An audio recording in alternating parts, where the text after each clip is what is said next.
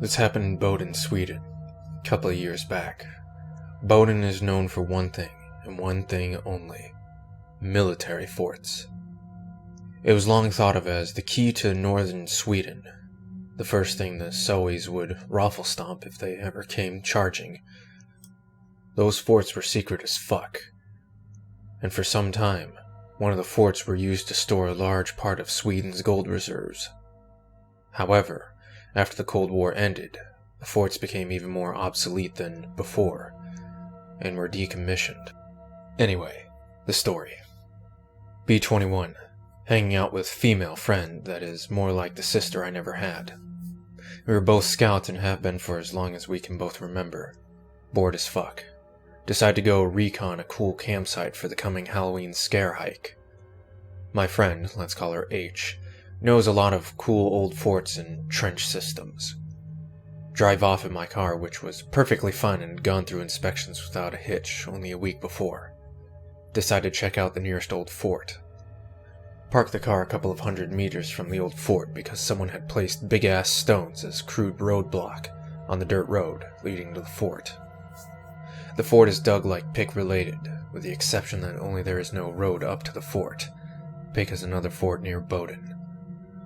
Walk/climb up to the fort from the right slope that's somewhat accessible. Any thoughts of recon for a campsite has soon been replaced by thoughts of exploration. It's about midday, but the daylight is waning fast due to northern Sweden. Luckily, we brought flashlights. Eventually locate a hole in the fence big enough for us to get through. Explore a bit, though all doors are locked, either with massive padlocks or internal locks. Start to head back the way we came. A thick door that we both were sure had been closed before is now slightly ajar. Not by much, just a couple of centimeters. We hadn't heard any doors opening or anyone else being here. This is a door about 1.5 meters high, 2.5 meters tall, made entirely out of 1 decimeter of solid steel, and on rusty hinges it looks like. Remember that H told me before that the local wildlife seems to shun in this place. Okay, getting a real bad feeling about this right now. But our curiosity gets the better of us. We both try to peek inside. Pitch fucking dark inside. Except, I sense something move inside. Don't really know how I know this, but I just get a very weird feeling, like something is staring at us from inside. We both aim our flashlights and thumb them on. Flashlights both give a short burst of light, then go dead as doorknobs. And we put in new batteries before we went out. In the short picoseconds we have of light, I managed to get a glimpse of something. A gray blackish humanoid shade that looks more like a beast than a man. At the same time, something in my mind pushes the primal predator panic button. Nope the fuck out.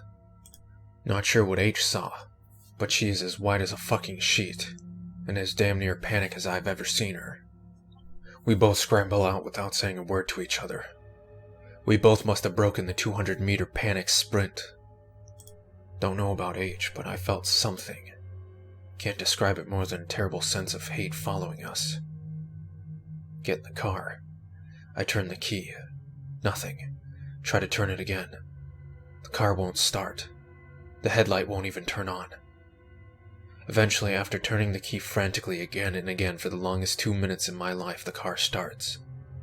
We get the hell out of Dodge with gravel flying everywhere, as I floor it until we get back on the main road. Later learned through other friends that there's been other similar occurrences there. Some hearing a faint but very much mocking laughter coming from beyond that door. And others feeling watched when they're near the fort. The door has never been ajar before or after though. It has always been locked when anyone has tried to open it.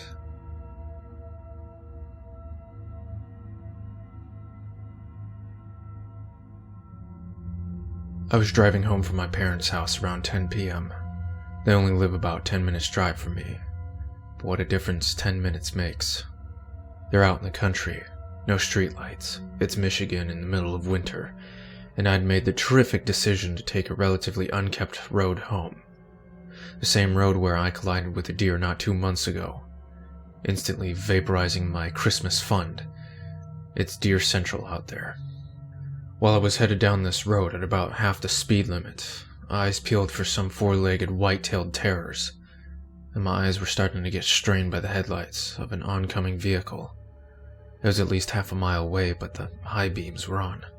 I guess it was a truck, though I didn't want to look too closely and then be blinded by some furry wrecking machine sauntering out in front of me, so I kept my eyes off that side of the road as much as I dared. As I got closer, I realized I was right. It was a pickup truck, but it wasn't heading towards me. It was parked on the shoulder, and the emergency lights were blinking. I slowed down even more, wanting to see the telltale signs of a deer collision. Imploded grille, cracked windshield, missing side mirror, and, obviously, a deer corpse. Once I was alongside the pickup, I still hadn't seen any damage. Now that I was out of the light's glare, I could see that the truck was pulling a horse trailer. The trailer must have been wired in, because the red lights on the back were blinking on and off, at the same time with the emergency lights on the truck. I rolled down my window to talk to whoever was in the cab, but once I looked closer, I realized the truck was empty. I called out. No answer. Then I heard the scraping, thumping. Sound like someone slamming on an upside-down bowl onto a surface repeatedly. It was coming from behind the trailer. I looked out my windshield, saw a loop of rough rope making up part of the knot around a handle on the back of the trailer. I couldn't see the rest of the rope, but the knot seemed to be sliding up and down the handle a bit. I inched forward in my car, peering around the corner of the trailer. Sudden movement startled me. Then I realized what an idiot I was. The rope led to a harness fastened to a horse. The large brown creature was scraping and stomping its hooves on the ground, standing close to the ditch, stretching its rope across the back of the trailer. As it pulled up further, it glanced at me, snorted, and went back to stomping. Thinking I was probably irritating it, and knowing there was no other cars for miles, I switched off my headlights. It kept stomping. I looked at the ground around its hooves. Snow was tossed up, and in some spots, the horse had chipped off bits of the dirt shoulder. He'd been out here a while. I called out again, fully expecting a response from the dark field on the other side of the ditch. Nothing. I looked at the horse again. Steam shot from its nostrils. Then I looked back at its hooves and the ground around them. I'm not a Boy Scout, but fresh snow makes it fairly easy to piece simple stories together in the brief, flashing intervals of dim, red light afforded to me by the trailer. I was easily able to make out boot prints alongside the trailer, obviously coming from the cab.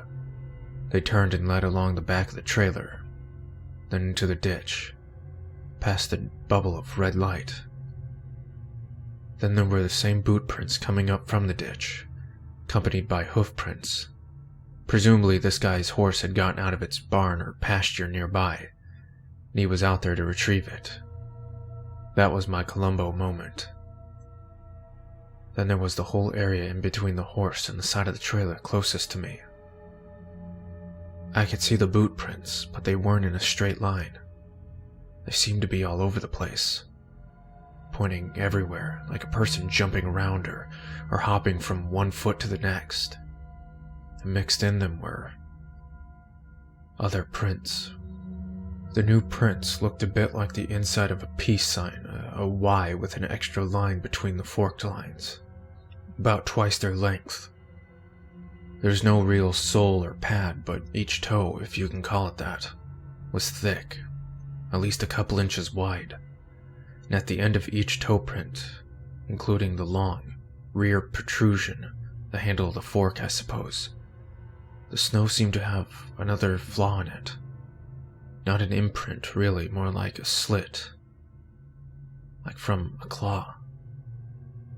These prints were as mixed up as the boot prints were, but tended to stay closer to the road.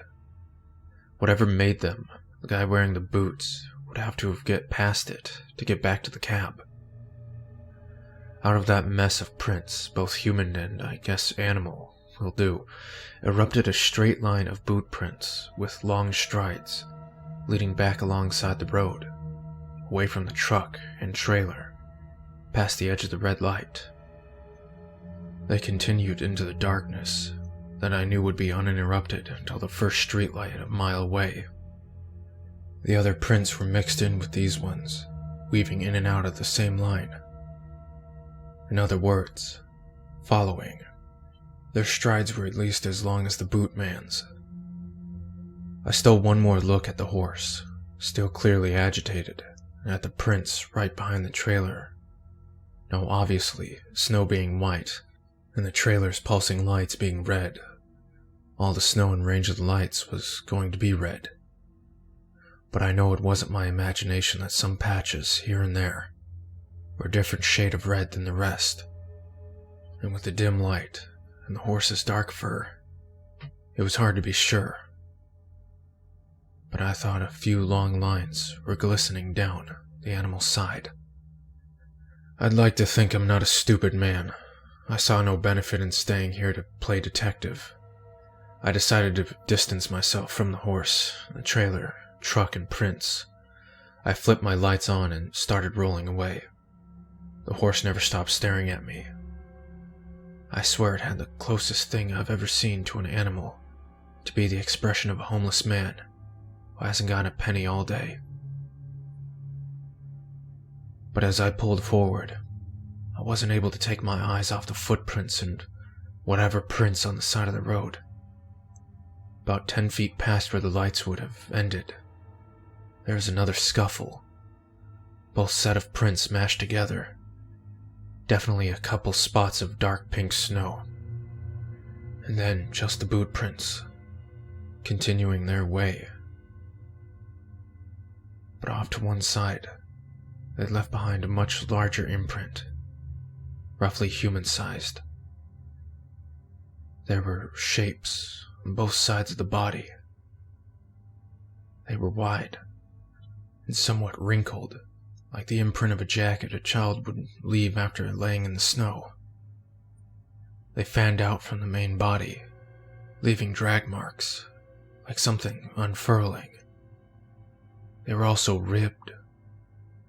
I admit I was only viewing this in passing, but I swear, I know what I saw. It's hard to describe exactly, but thinking back, I'd say that comparing that shape to a snow angel would seem wrong in more ways than one. I kept moving, picking up just a bit of speed, but I was still going fairly slowly, so my tires wouldn't burn out on the snow and ice. I could see the 3-toe prints moving from the larger shape back to the chase, just for a few feet, and then they just ended. Footprints carried on for another 40 feet or so. Then they ended too. At this point I had to stop. I don't mean that I really decided that I wanted to. It's like my brain just needed to verify that I was seeing this right. 2 sets of prints, one human and one not, both just ending. No sight of a change of course, or a dive to the ground, or anything. Pure, untouched snow on all sides. Well, not totally undisturbed. I think something in my brain was just misfiring at that point, trying to make it all fit. So I looked back once at the trailer and truck, highlighting in blinking red aura. I could see the horse still watching me. And then, in the road ahead of the truck, something shifted. It was the truck's headlights. They bounced. The truck's taillights also bounced. Just a slight dip towards the ground, then back up, like a brief pressure on the suspension. The trailer shifted just a touch. Now the horse wasn't looking at me. It was looking at the black space above the truck and trailer, a spot on the roof of the trailer that no light could reach. It was straining against its rope harder than I'd ever seen anything fight in my life. My tires burned out briefly before they found traction. So that was my 8 moment. I really lost count of how many times on the way home I nearly slid into a ditch. I went sideways once, but always kept control, using some combination of luck and sheer force of will not to get stranded on the road tonight. Now I'm in my driveway, and I'm wishing my garage door was working. 'Cause right now I'm having my 10 moment. The porch light is illuminating a portion of the roof on one wing of my house. All around me, the freshly fallen snow is undisturbed. But in that one little corner of the roof, I can just make out a pair of imprints marring the scene. I probably don't have to describe them to you. My front door is maybe 30 feet away. 30 feet. I'm wondering if I should try sleeping in the car tonight.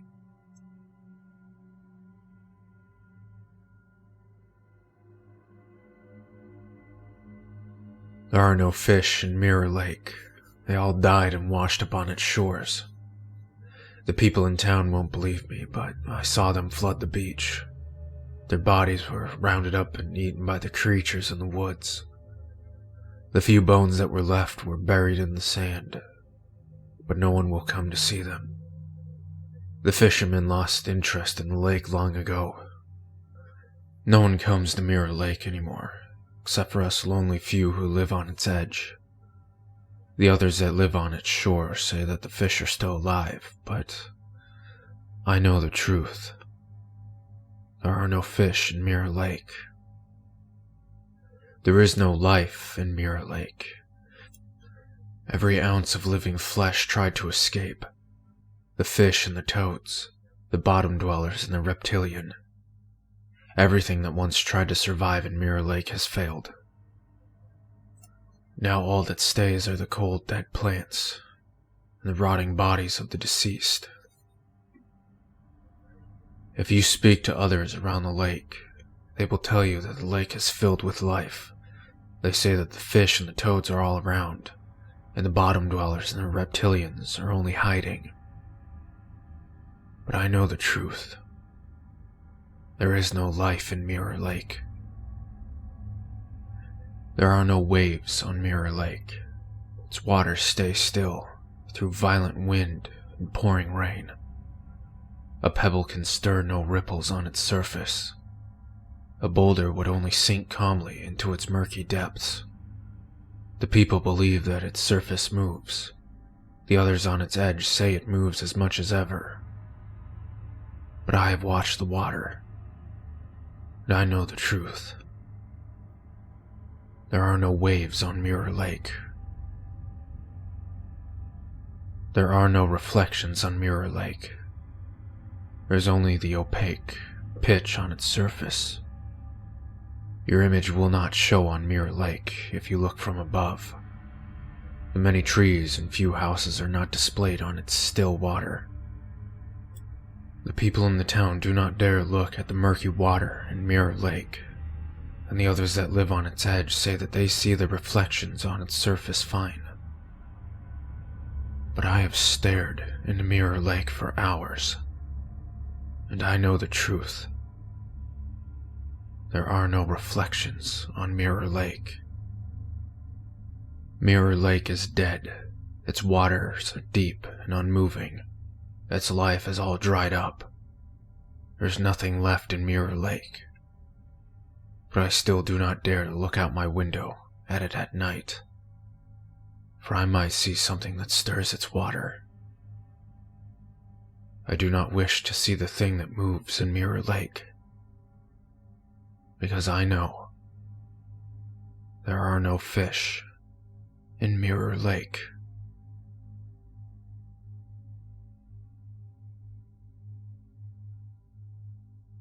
A friend of my dad's would babysit me sometimes when I was little. Mom wasn't in the picture. And he used to tell a story to me that scared the absolute shit out of me to this day. Dad's friend, I'll call him Bob, is driving a rig out in the middle of bumfuck nowhere, Oregon. Has to make the delivery by the following morning, so he decides to just drive through the night. It's like 1 in the morning, no one else is out on the road. Hasn't seen another car in probably 100 miles. He is literally in the middle of nowhere. Suddenly, the whole entire sky lights up. Instantly, like daylight. Bob fucking slams on the brakes, has no idea what the hell is going on. Everything stays lit up for a good solid 10 seconds. He can see everything. Whatever's happening, it's not lightning. It doesn't stop or flicker at all. Bob hunkers down, anticipating imminent nuclear devastation. Suddenly, sky goes dark again.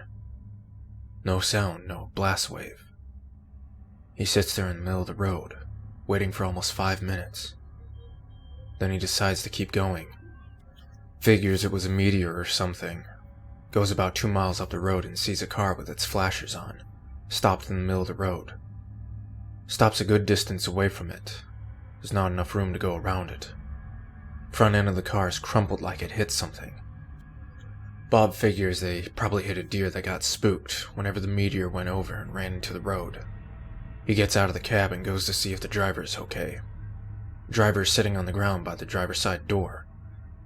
Has his knees up and is resting his head on his arms. "Hey buddy, you okay?" Bob calls. He stops about 10 feet away for seemingly no reason. Something about the whole situation feels weird.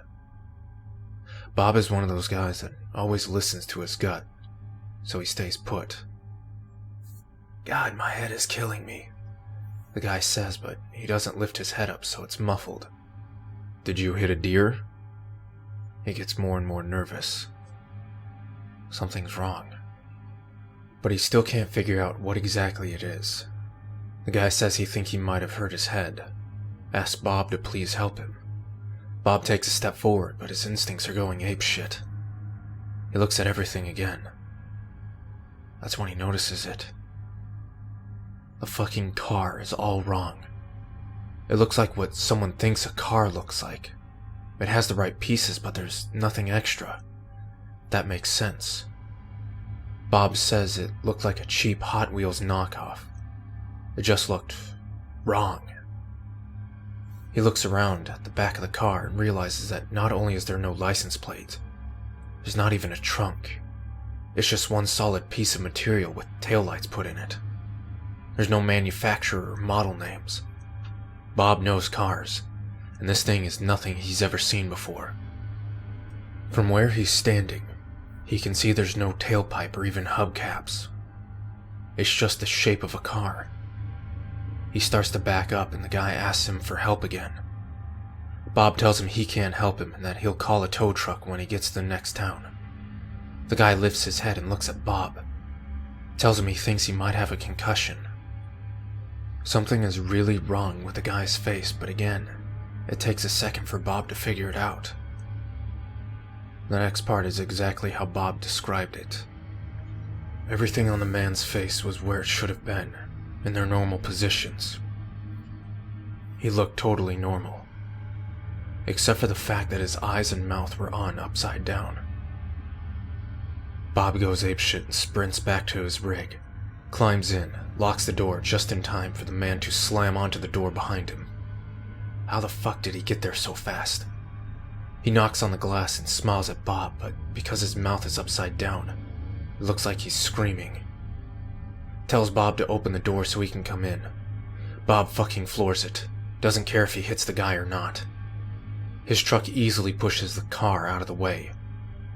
Whatever it is, it's light, and it makes no sound when he hits it. Unfortunately, it's an anticlimactic ending. Bob got where he was going fine, no other problems. My dad knows the story, but I don't think he believes it. But Bob tells it to everyone he meets, so he obviously does. He's absolutely adamant about the guy being an alien. Years later, I heard about the Thatcher effect and nearly had a fucking heart attack when I saw it. I showed one of the pictures to Bob. He wouldn't even look at it.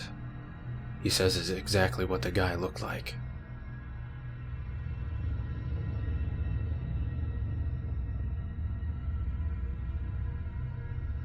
My grandpa would never go into his attic, would never tell us why. Me and the siblings grew up not really questioning it. All of us just knew that Grandpa wouldn't go in the attic. Whenever he needed something from it, we'd go to get it for him. Totally normal attic. Never got any spooky vibes from it. Years later, Grandpa dies. Died peacefully in his sleep. I go stay with my grandma to keep her company. One night we're up late talking about old memories. I bring up the attic and a story. Grandma gets really quiet. Ask if anyone ever talked to me about why he wouldn't go up there. No. She tells me that when they first moved into the house, Grandpa couldn't sleep. Said something about the house just didn't feel right. He paced all night like he was crazy. Went over every inch of the house with a fine-tooth comb. Grandma is really worried but doesn't say anything. One night he goes up into the attic. She hears him start screaming. She sprints up to the attic and finds him curled up in a ball. He's sobbing. Grandma asks him what happened. He looks up at her and tells her he figured it out. He points to where the eaves of the roof narrow down toward the far end. She looks. There's nothing there. Then she looks closer and sees something she can't really describe or explain. All she could compare it to was origami. It was like space was folded up on itself. The angles were all wrong. She said when she looked at it, she could feel herself going crazy, like something inside her was melting. She drags Grandpa down the stairs and puts him to bed. He sleeps for 2 days. When he wakes up, he says he'll never go into the attic again as long as he lives. Never says another word about it.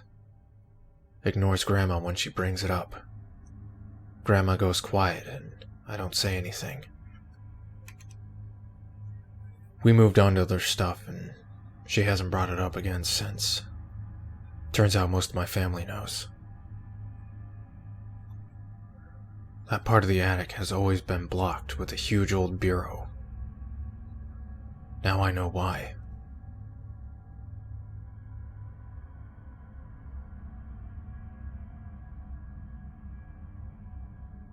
Be me.